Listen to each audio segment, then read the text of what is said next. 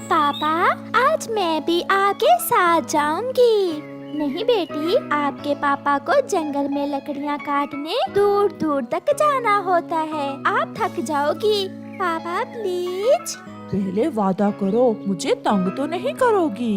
पापा प्रॉमिस, मैं आपको तंग नहीं करूंगी। फिर गुड़िया के पापा गुड़िया को अपने साथ ले जाता है। घने जंगल में जाकर गुड़िया का पापा गुड़िया को एक जगह बिठा देता है। आप यहीं बैठना, जब तक मैं वापस न आ जाऊं। आपने यहाँ से कहीं इधर उधर नहीं जाना। ठीक है पापा, आप जाइए। फिर गुड़िया के पापा अपना कुल्हाड़ा लिए थोड़ी दूर जाकर लकड़ियाँ काटने लगता है। अकेली छोटी चिड़िया, इसे किडनैप करना बहुत आसान होगा। मैं इसे पकड़ लेता हूँ। दुष्ट कौवा ऐसे सोचते हुए गुड़िया से थोड़ी दूर एक पेड़ के पीछे से अपना सर बाहर निकालकर गुड़िया को इशारा करता है, मगर गुड़िया चुप करके उसकी तरफ देखे जा रही थी। फिर कालू कौवा उल्टी सीधी कलाबाजियाँ लगाकर छोटी बच्ची को अपनी तरफ आकर्षित करता है। कालू कौवे को ऐसा करता देख गुड़िया हंसने लग जाती है और आहिस्ता आहिस्ता उसकी तरफ जाने लगती है। आप कैसे कर रहे हैं ऐसा? आपको भी सीखना है, मैं सिखा दूंगा आपको। मैं सब सिखा दूंगा, चलो मेरे साथ चलो। कुछ सोचे बिना छोटी गुड़िया कालू कौवे के साथ चल देती है। वो ये भी भूल जाती है कि उसके पापा ने उसे कहीं भी इधर उधर जाने से मना किया था। थोड़ी देर बाद जब गुड़िया के पापा लकड़ियाँ काट कर वापिस आते हैं तो गुड़िया को वहाँ ना देखकर आवाज देते हैं। गुड़िया, गुड़िया, मेरी बेटी कहाँ हो? आप कहाँ चली गई हो? पापा चिड़िया पहले तो इतना परेशान ना था। वो अपनी बेटी को इधर उधर देखता, मगर उसे कहीं भी गुड़िया नजर नहीं आती। अब पापा चिड़िया की चिंता बढ़ने लगी थी और वो रोने लग जाता है। मैंने बड़ी गलती की जो अपनी बेटी को साथ लेकर आया। मेरी गुड़िया कहीं खो गई है। मैं घर जाकर उसकी मम्मा से क्या कहूँगा? फिर शाम तक गुड़िया को ढूंढने के बाद पापा चिड़िया निराश होकर घर वापस चला जाता है। कालू कौवे ने अपने घर जाकर गुड़िया को एक टोकरी के नीचे बंद कर दिया था। अंकल छोड़े मुझे छोड़ दे, मुझे घर जाना है। चुप कर जा छोटी चिड़िया, अगर ज्यादा चूं चूं की तो जबान काट दूंगी मैं तुम्हारी। मैं कल सुबह इस छोटी चिड़िया को शहर जाकर बेच आऊंगा। अच्छे पैसे मिलेंगे इस चिड़िया के। ये सुनकर गुड़िया और भी डर जाती है और वो जोरों से रोने लगती है। घर जाकर जब पापा चिड़िया अपनी पत्नी को गुड़िया का बताता है तो वो भी रोने लग जाती है। आप चले, हम फिर से गुड़िया को जंगल में देख कर आते हैं। आपने अच्छे से नहीं देखा होगा, मेरी गुड़िया कहीं कहीं इधर उधर खेल रही होगी। मैंने गुड़िया को हर तरफ देखा, मगर वो मुझे नहीं मिली। अब तो रात हो गई है, हम कल सुबह फिर से गुड़िया की खोज में जाएंगे। सारी रात मम्मा चिड़िया और पापा चिड़िया जाग कर गुजारते हैं। गुड़िया भी कौवों के घर में रोती रहती है। सुबह हो जाती है। गोरी, चलो अब इसे लेकर शहर जाते हैं। मगर इसे छुपाएंगे कैसे? अगर किसी ने देख लिया तो पकड़े जाएंगे। हम इसे एक बोरी में बंद कर लेते हैं, ऐसे किसी को पता ही नहीं चलेगा। फिर गोरी और कालू गुड़िया को एक बोरी में बंद करके शहर की तरफ उड़ते हैं। रास्ते में उन्हें कबूतर मिल जाता है। रुको रुको कालू, रुको। क्या बात है कबूतर? यार, कल शाम से रानू चिड़िया की बेटी कहीं खो गई है। अगर कहीं नजर आए तो जरूर बताना। हमें क्या पता, हम तो दूसरे जंगल जा रहे हैं। कबूतर ध्यान से बोरी को देख रहा था जो अंदर से हिल रही थी। इस बोरी में क्या है? इसमें चावल है। मैं अपनी माँ के लिए चावल लेकर जा रही हूँ। कौवे वहाँ से चले जाते हैं। कुछ तो गड़बड़ है। मुझे जल्दी से जाकर चिड़िया को सब बताना होगा।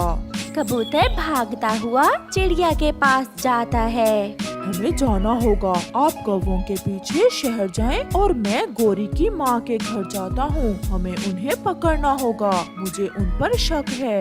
कबूतर भैया, हम अभी शहर जाते हैं। क्या आपने वो बोरी हिलती हुई देखी थी? मुझे पूरा विश्वास तो नहीं है, मगर फिर भी हमें उनका पीछा करना होगा। फिर कबूतर गोरी की माँ वाले जंगल, मम्मा चिड़िया और पापा चिड़िया शहर की तरफ चले जाते हैं। कबूतर बहुत तेजी से उड़ता हुआ गोरी की माँ के पास पहुँच जाता है।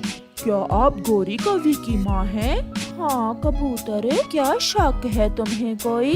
नहीं नहीं माँ जी, मैं पूछने आया था कि गोरी यहाँ तो नहीं आई क्या? नहीं नहीं कबूतर, गोरी तो अभी 2 दिन पहले ही मुझसे मिलकर गई है। गोरी का पहला झूठ पकड़ा गया है। इसका मतलब गुड़िया उसी के पास है। मम्मा चिड़िया और पापा चिड़िया भी बहुत तेज उड़ते हैं। कबूतर भी वहाँ से शहर की तरफ जाता है। उल्लू जी, शिकार अच्छा लाया हूँ, देखोगे तो खुश हो जाओगे। क्या कोई बिल्ली का बच्चा लाए हो क्या? नहीं, चिड़िया का बच्चा है और वो भी बेटी। अच्छा, फिर तो तुम्हें पूरे 500 रुपए मिलेंगे। लाओ लाओ, अब जल्दी से मेरा माल मुझे दे दो। फिर कौवा और कौवी जैसे ही गुड़िया को थैले से बाहर निकालते हैं, गुड़िया के मम्मा और पापा पीछे से पहुंच जाते हैं। कबूतर चाचा भी वहां आ जाता है।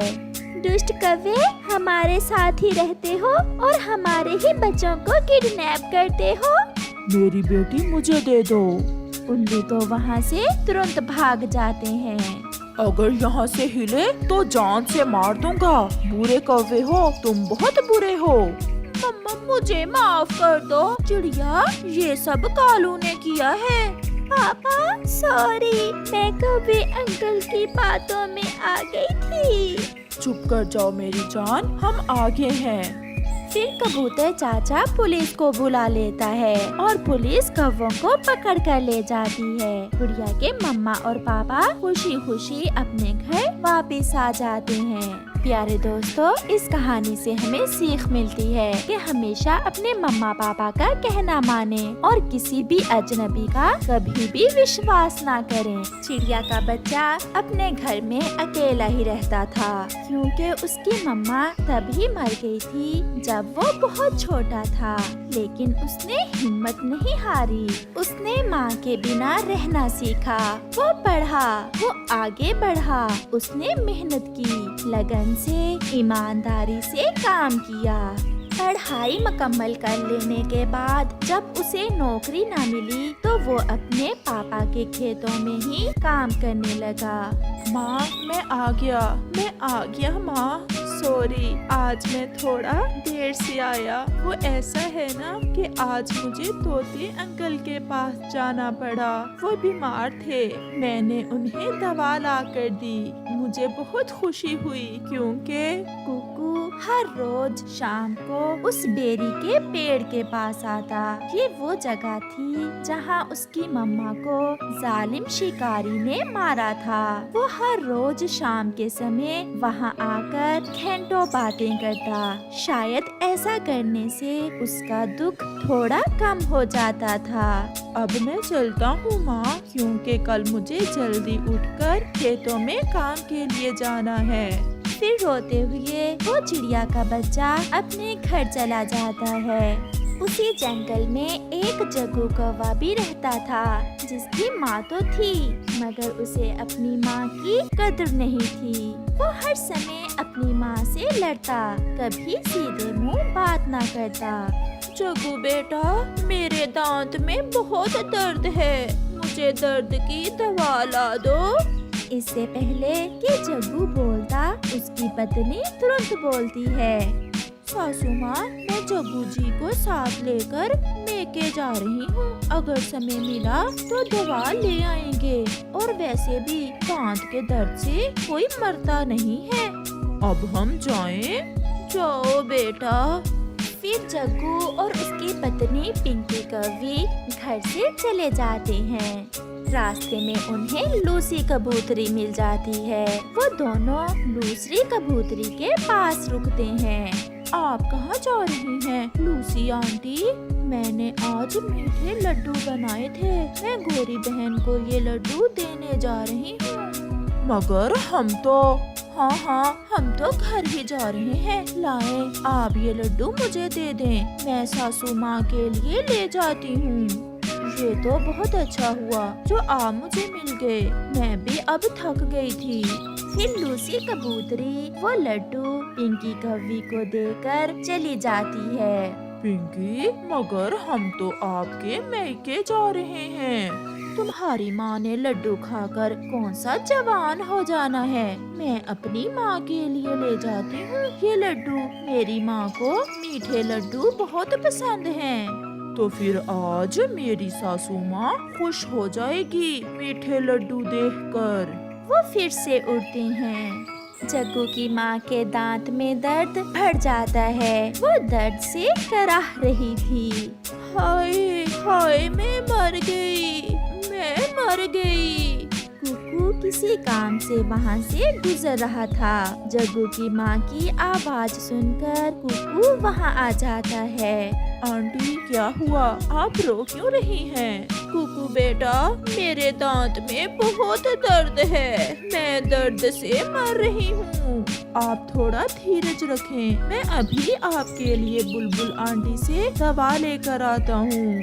ऊपर वाला सबको आप जैसा बेटा दे। फिर कुकू वहाँ से चला जाता है। वो सीधा बुलबुल के पास जाता है और बुलबुल से दांत दर्द की दवा लेता है। उधर जग्गू अपनी पत्नी पिंकी के साथ अपने ससुराल में बैठा गप्पे लगा रहा था। माँ, ये लड्डू लूसी कबूतरी जग्गू की माँ के लिए लेकर जा रही थी। मैंने रास्ते में उससे ये लड्डू ले लिए। सासू माँ, मेरी पिंकी बहुत सियानी है। इसने लूसी आंटी से कहा कि हम घर जा रहे हैं।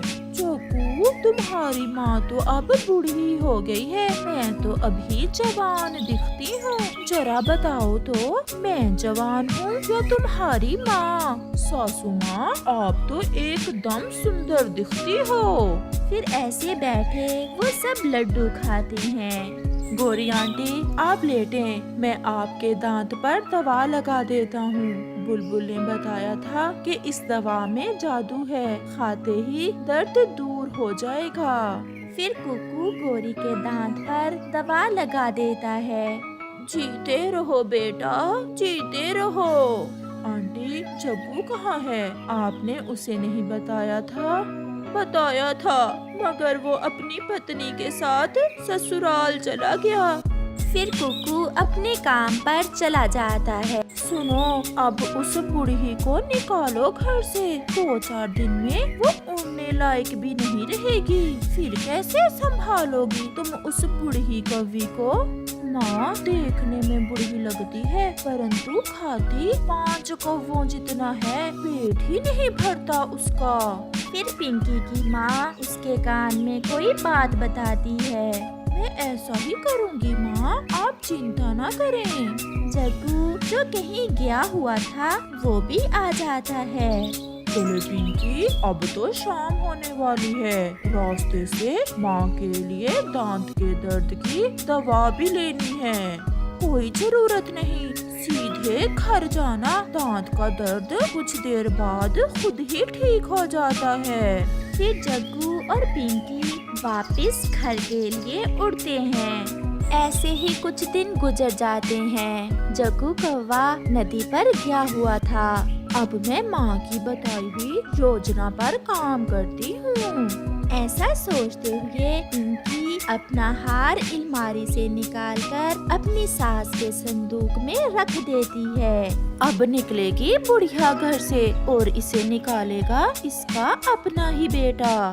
फिर वो भागी भागी जग्गू के पीछे जाती है। जग्गू, जग्गू, जल्दी चलो, जल्दी घर चलो। पिंकी, बताओ तो हुआ क्या है? जग्गू, मेरा सोने का हार अलमारी में नहीं है। मैंने बहुत ढूंढा मगर मिल नहीं रहा। एक वो हार ही तो था हमारे पास जिसे बेचकर मैंने अपना घर खरीदना था। तुमने वो भी गुम कर दिया। फिर जग्गू जल्दी से अपनी पत्नी के साथ घर जाता है। माँ, पिंकी का हार तो नहीं देखा आपने? नहीं बेटा, मुझे कौन सा बहू कोई चीज देती है। तो फिर चुरा लिया होगा तुमने। मुझे तो तुम पर ही शक है। सासू माँ बहुत घूर घूर कर देख रही थी आप मेरे हार को उस दिन जब मैं मैके गई थी। बहू, ऐसा तो ना कहो। मैं क्या अपने ही घर से चोरी करूँगी?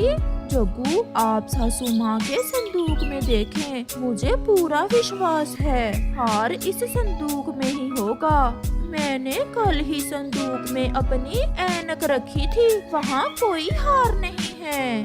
देख लेने में क्या हर्ज है।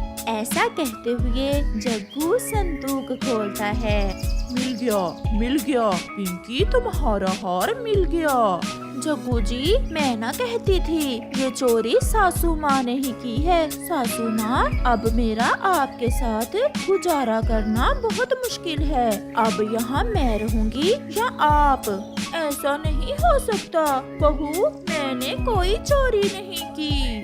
फिर संदूक में वो हार कैसे आया? जग्गू जी, मैं अपने मैके जा रही हूँ। जिस दिन सासू माँ को घर से निकाल दोगे मैं वापस आ जाऊंगी। पिंकी, ऐसा ना करें, मेरी तरफ देखें, इसमें मेरा क्या कसूर है? माँ, आपने भी आज हद ही कर दी। मैं सोचता था कि पिंकी आपके ऐसे ही खिलाफ है। आज देख लिया अपनी आँखों से। बहू खुश रहो। और बेटा जग्गू, मैं जा रही हूँ। जग्गू खामोश था जब उसकी माँ अपना कुछ सामान लेकर घर से निकल जाती है। वो उड़ती हुई थक जाती है और बेरी के पेड़ पर बैठ जाती है। माँ, आज पूरा 1 साल बीत गया, परंतु आज भी मुझे ऐसा ही लगता है कि आप हर समय मेरे साथ हो। इस बार चावल की फसल भी अच्छी हुई है। माँ, कल मैं आपके लिए चावल बना कर लाऊंगा। गोरी ऊपर बेरी के पेड़ पर बैठी ये सब सुन रही थी। मुझे अपने घर ले जाओ बेटा, आज से मैं आपकी माँ हूँ। मुझे मेरे बेटे जग्गू ने घर से निकाल दिया है। आंटी, ये जिंदगी भी अजीब है। कोई माँ के लिए रोता है तो किसी को माँ की कदर नहीं है। आंटी नहीं, माँ, बेटा माँ कहो मुझे। फिर कुकू गोरी को अपने साथ अपने घर माँ बनाकर ले जाता है। अब ये तो समय ही बताएगा कि पिंकी की अपनी बहू उसके साथ कैसा व्यवहार करती है।